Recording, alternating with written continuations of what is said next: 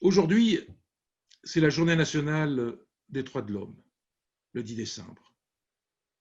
Et vous comprendrez bien que, au regard du caractère particulier de cette journée, mon intervention aura une dimension particulière avec beaucoup de solennité. Parce que les droits de l'homme, il ne suffit pas de dire le mot. Les droits de l'homme, c'est quelque chose qui non seulement doivent être respectés par des simples affirmations, c'est aussi, quand c'est nécessaire, de prendre les sanctions qui s'imposent.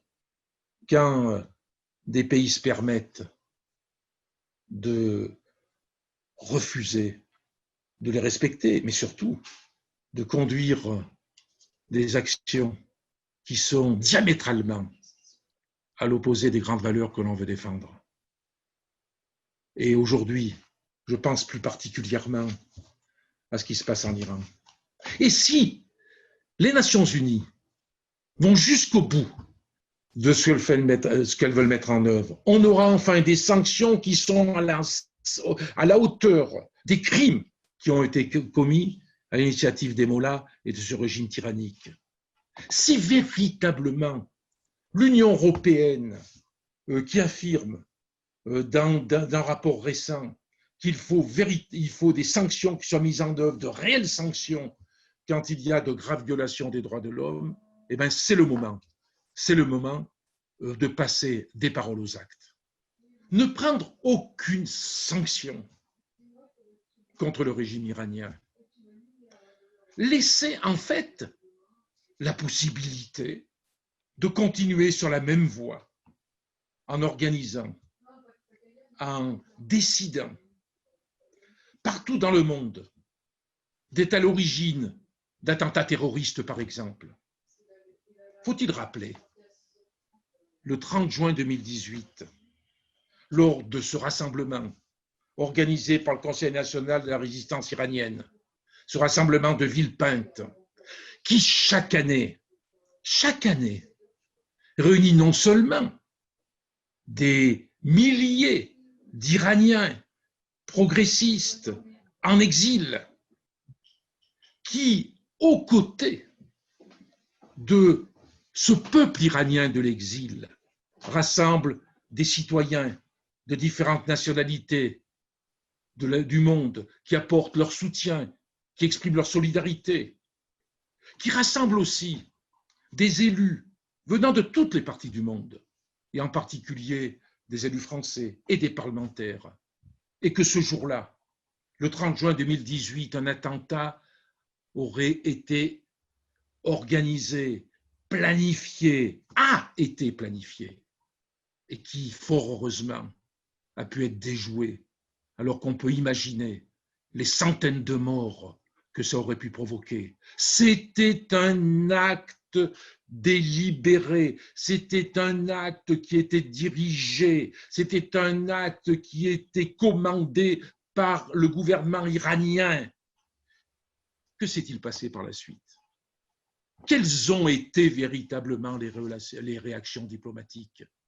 Est-ce qu'à partir de là, des conditions ont été données, ont été imposées pour que les antennes diplomatiques de l'Iran notamment dans l'Union européenne, soient soumises à des conditions, c'est-à-dire que les relations diplomatiques doivent être des relations normales entre les pays et ne pas être des têtes de pont pour pouvoir organiser dans les pays où on a une représentation diplomatique des attentats pour satisfaire ses objectifs politiques et sa volonté de déséquilibrer le monde.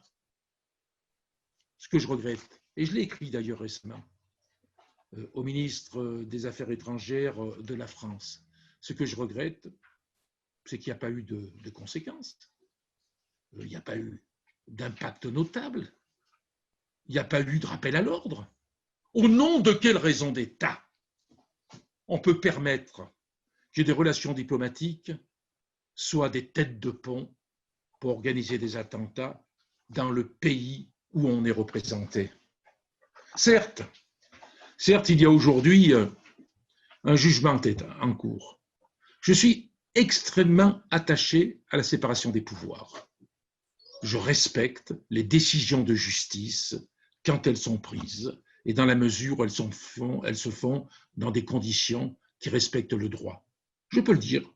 Je pense que c'est le cas aujourd'hui en Belgique, avec le procès qui est intenté contre les auteurs de cette tentative d'attentat lors du rassemblement de Villepinte. Ce que j'espère, bien évidemment, c'est que les peines qui vont être prises seront à la hauteur du crime qui aurait pu être commis dans cette tentative d'assassinat. Mais ce que je pense aussi, c'est qu'on ne peut pas laisser à la justice d'un pays, et notamment à la justice belge, les services de renseignement belges, qui ont fait un travail vraiment que je salue, en préparation de ce procès, mais qui l'ont fait, il faut le dire, dans la plus grande rapidité. Mais qu'à côté de ça, eh bien, nos capitales européennes, notre diplomatie reste l'arme au pied. Je ne dis pas qu'il faut ne plus avoir de relations diplomatiques avec l'Iran d'aujourd'hui, mais ce que je dis, c'est qu'on ne peut pas tout permettre, parce que si on permet, si on laisse faire, on se fait avaler tout entier, et c'est en quelque sorte encourager d'autres attentats terroristes qui peuvent être organisés par le monde, et plus particulièrement en Europe. Voilà le message que je voulais faire passer. Et aussi, à travers ce message, tout le soutien que j'apporte avec des parlementaires français de toutes les sensibilités, tout le soutien que j'apporte à la résistance iranienne. Le combat est un combat courageux.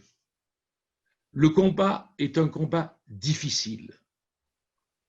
Ce combat, on sait qu'il se heurte à tous les obstacles, à toutes les menaces qui sont organisées par le régime des mollahs iraniens.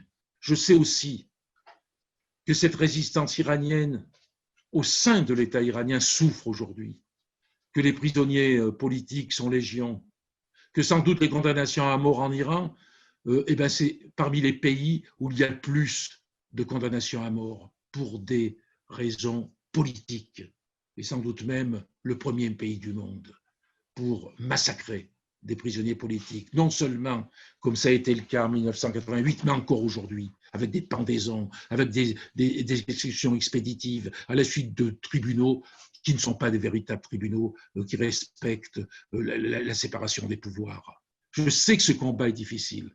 Et ce que je voudrais, c'est solennellement, une fois de plus, apporter mon soutien et dire que le peuple iranien en résistance, ceux qui luttent, qui agissent pour un Iran libre, pour un Iran démocratique, pour un Iran laïque, ils auront toujours à côté d'eux des progressistes de tous les pays du monde pour les accompagner dans leur combat.